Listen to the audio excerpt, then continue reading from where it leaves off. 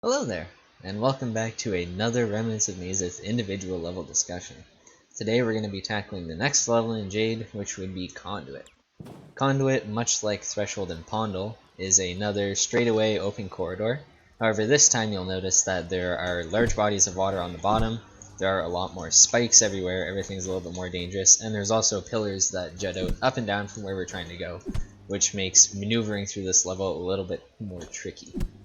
Another thing to note is that this level actually also features a hidden remnant. If you manage to make it past the actual remnant itself, all the way over to this platform, a hidden remnant will spawn here if you have not collected it yet, which you can bring back to the actual remnant, clearing the level and unlocking a bonus level. With all that said, let's get into this.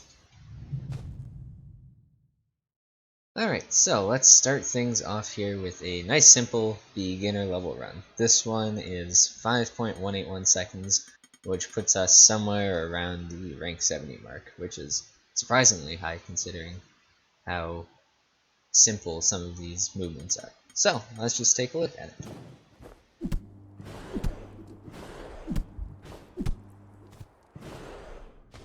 And once again, just in a little bit slower motion.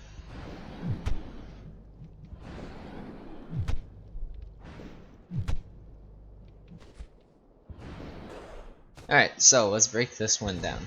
To start things off, you'll notice that our buffered inputs are going to be jump and holding to the right. We're going to want to do a nice big jump here so that we can get in range of this top corner here to grapple onto. Our goal is to be able to do a short dash jump to be able to grapple onto this part so that we can swing very close to the bottom of this. As you'll see off to the right side of the screen as we keep moving over, there is a giant chunk of land that sticks up here, so it's very important that we get a nice swinging motion to make it up and above that. See, a nice big jump, and then we can get a tall grapple off of there. As soon as we hit the vertical, we let go and do a pretty big dash jump. That way we can grab onto here and pass underneath the bottom of this with not too much room to spare. Now you'll notice here that I hold onto my grapple a little bit later than the vertical before releasing. That's just so that I can get enough speed to continue upwards so that I don't bump this slope. In some of the more difficult routes, we're going to avoid this by doing some other stuff, including modifying our speed and our height and paying a little more attention to that. But for now, just having a little bit of extra vertical speed going through here works wonders for that. So as we continue along, you'll notice that I do a dash jump here, and my next goal is to grapple onto this top here. Again, there's another pillar that juts out from the bottom, and this one has spikes on it, so we really don't want to hit that one. So for this one, we want to be pretty high up so that we can get a nice jump over top of that. See, we make it nice and high up. We grapple into this corner, and there's that pillar I was talking about, and now we can jump over that nice and safe. Not even close. So, now we're coming close to the end. Our goal here is to continue to the right, carrying our speed along. There's going to be a vertical pillar jutting downwards from the roof over here. And so what we're going to try to do here is set it up so that we swing off of this top part and go flying over, either landing on this, which is what I end up doing, landing on this little platform here, or just swinging all the way through so that we can do a dash into a mid-air jump straight up into the remnant. And so for our case, we end up landing on this little platform here. If you go over the platform, it works the exact same way. You can see we run off the end of the platform and then do a dash double jump out of midair, making sure to hold the jump to hit this remnant. One thing to note is that you can, and many people have, you can land in this little spot underneath the remnant without actually touching the hitbox for it, which is kind of annoying. So making sure that you do a full jump when you're going into this remnant is very important at the end of basically all of these. So there you have it. Just to play it through once more. Big jump into a grapple so that we can dash jump pretty high up, making it over this next platform in the middle. We do another dash jump. This one's a really big one so we can make it over to the next, jutting out from the bottom. And then we just do a simple grapple, wait until we clear this edge underneath the top, and dash jump. Pretty simple, but very effective. You can see we get pretty high up on the leaderboard with this one. So let's see how far we can go with the next one. Alright, let's move right along to our expert level run. You can see that the time we achieved was 4.550, which puts us actually just in the top 10. Cool, let's take a look.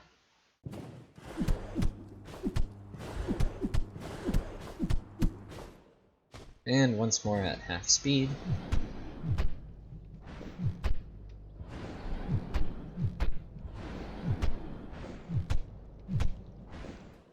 Alright, now let's dive in and see what's actually happening here. So for starters, we are once again inputting a dash jump as our buffered inputs for the start of the level. Our goal is the same as the previous one. We want to hit our first grapple somewhere at the top here, and then transfer that into a second grapple, this time preferably on the underside of this, so that we can fall more and generate more speed before we grapple. So it's going to look something like this. Our grapple up here, and then the grapple down below. Then we're going to once again do a full jump into this grapple, and then at the vertical of this grapple we release and do a dash jump. Now it is very important for this dash jump to hold the jump button all the way through this section. Part of that is that jump has some really weird wonky interactions with your grapple when it's being held down. To be honest, I don't actually understand exactly how it works, but most of the time the result that I see, which might be placebo, is that your grapple is extended a little bit, or it might travel upwards a little bit more, or something like that. Once again, can't really explain how or why that works, but suffice it to say you want to be holding your jump bind the entire way through this so that your grapples will have an easier time connecting with the roof. So you see our first grapple, and once again keeping an eye on this jump button here, it is being held down the entire way through. Our first grapple, we're going to be aiming for this upper part up here. Most of the time you'll see them hit the underside of it, the corner of it's fine as well. I don't think there's really too much of a difference, but we're going to be holding this grapple all the way through and then trading off for another grapple here. And part of holding jump the whole way through is we want to be making sure that we're as high up as we can be when we hit this final grapple section. You see we hold this one, and then we switch it out for one here. And I'm still holding jump, and then here I release my grapple, and I'm starting to do a dash jump here as soon as I can. So we do dash into a jump, and again, while holding our jump bind, we're going to grapple up here, doing our best to hit the side of this upper part. Grapple onto there, and then just as before we do a jump, but this time we're going to throw in one extra grapple up here just to give us a little bit of extra speed, and then it's going to be the same thing. We're going to grapple towards this corner and finish off with a full jump, which looks something like this. Grapple up here, grapple down here, and full jump. There you have it. Top 10, easy as that. We'll just run through it once more very slowly. So our two grapples off the start into a full jump, and a grapple, into a full dash jump, holding jump the whole way through so that we can hit 1, 2 on our grapples. We're going to grapple here into a jump, and then 1, 2, and a full jump to finish us off. Alright, in the next section we're going to be taking a look at both mine and Chesda's top 2 runs. So we'll see you there. Alright, and here we are. The last one for Conduit is the Descendant level, and let's just jump right in. This is what my current second place run looks like. After I go through and explain it, we'll take a look at Chesda's run and talk about why his is actually pretty significantly faster than mine. So to start it off, and at half speed.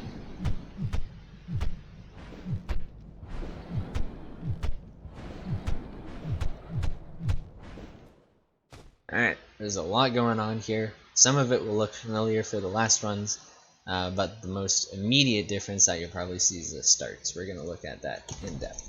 So, what are my buffered inputs here? We have jump, we are holding left this time, dash, and grapple. So that is going to be an immediate dash pull to the left, which will look something like this. There we go. So you might be sitting there asking yourself, we're trying to go all the way to the right. Why the hell are we going left off the start? This doesn't make any sense. And there is a perfectly logical reason for that. In Remnants of Naezith, there are two things that you have to balance with every level. The first is maximizing your speed, and the second is minimizing your time. Which means if you can get through a level with less speed but do it more quickly, then you'll be ahead of somebody. Similarly, if you can get through that level with enough speed to catch up to them doing their faster strats, you'll beat them. So in some cases, as we continue on, you'll see some levels where at the very end there's a wide open corridor and somebody has a lot of speed, but they're slower than somebody who has less speed, and that's just because that person who has less speed made it there faster.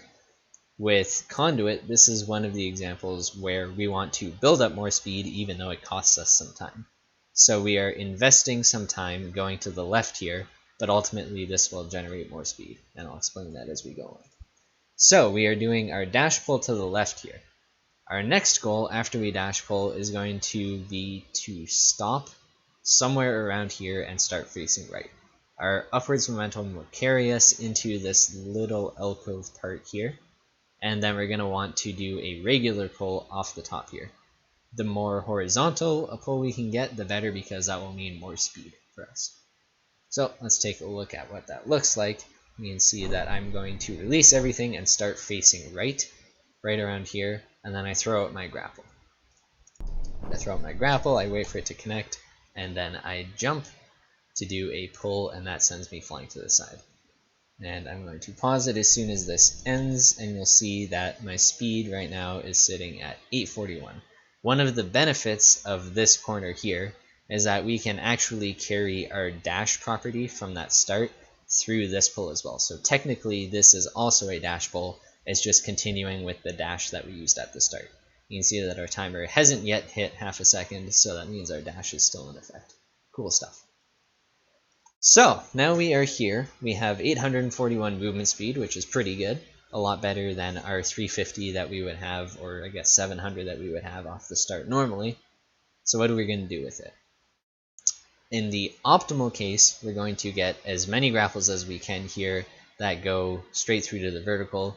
In a practical case, that will be 3 grapples for us. Most of the time, 3 grapples is the most you can do optimally. There are some cases where you can sneak in 4, some cases where 2 is actually more efficient to do. But for our purposes, we're going to do 3 grapples here. So our first grapple is going to be right up onto this part here. Our second grapple is going to be somewhere up around here.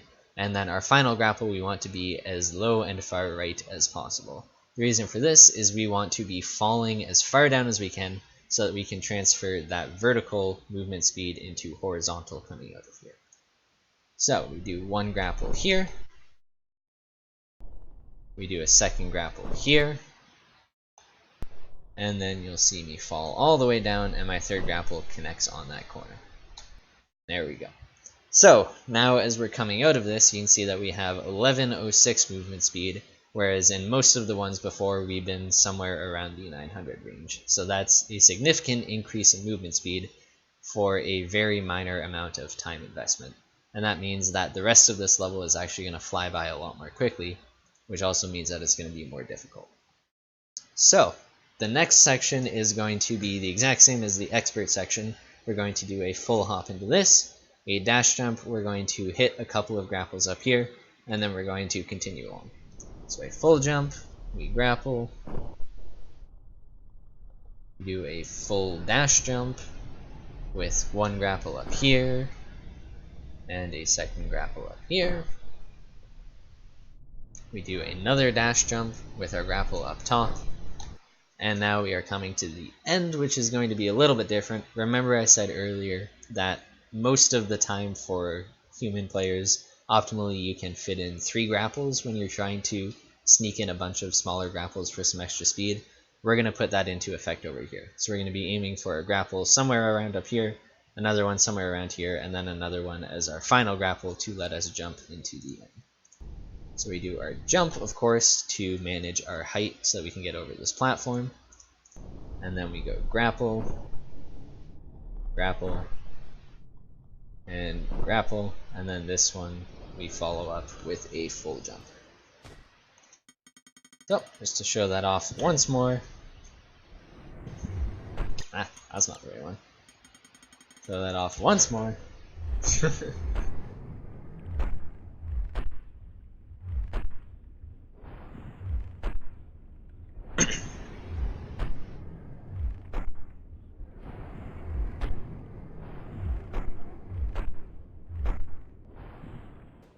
So, now that we have covered this, you might be sitting there thinking to yourself, well, that was a really good run. I mean, thank you. That was a really good run. But we've got this absolute monster up here, Chesda, with a much faster time, and he uses basically the same strategy. So what's the difference here? Well, we're going to take a look at that. So you can see the starting is very similar. He gets just as horizontal of a grapple as I do. He does 1, 2, 3, and gets out of this with 1089. So in fact, he actually makes it out of this starting section with less horizontal movement speed than I do in my run, which is pretty interesting. But there is still an entire level of play for him to gain speed and time on me. So let's take a look at how he does that. One of the things that you'll notice is in all of these areas, we are going to be grappling as soon as possible when we're coming up on something, so that we can get the maximum length grapple, which gives us more speed, and so that we can be grappling sooner. The sooner we can grapple, the sooner we will have the bonus increase on our movement speed.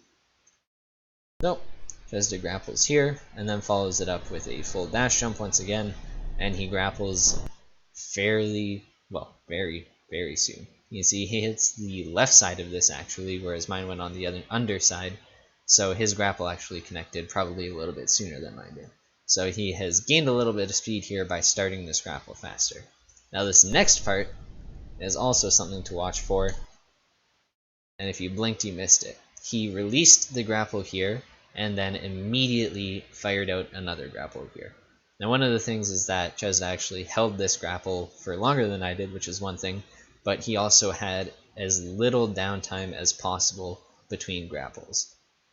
And that's one of the keys to optimizing your times, is having as little time as possible where you are not grappling. The more time you spend grappling, the faster you will go, as a general rule of thumb. So that means that this little in-between part is essential for minimizing your time and maximizing your speed. And then we'll see the same concept apply in the ending part. Grapples much sooner than I do here, and then has a very low downtime between these last few grapples. It is just an immediate grapple release into another grapple. So there you have it. That is Conduit in a nutshell. I hope you have learned something from this. If not, leave me an angry comment telling me that I smell like old shoes. If you did enjoy it, leave a like and a nice comment telling me that I smell like flowers or something like that. Either way, I hope you enjoyed the video, hope you learned something, and I will see you next time. Have a wonderful evening, night, day, or whatever it might be there.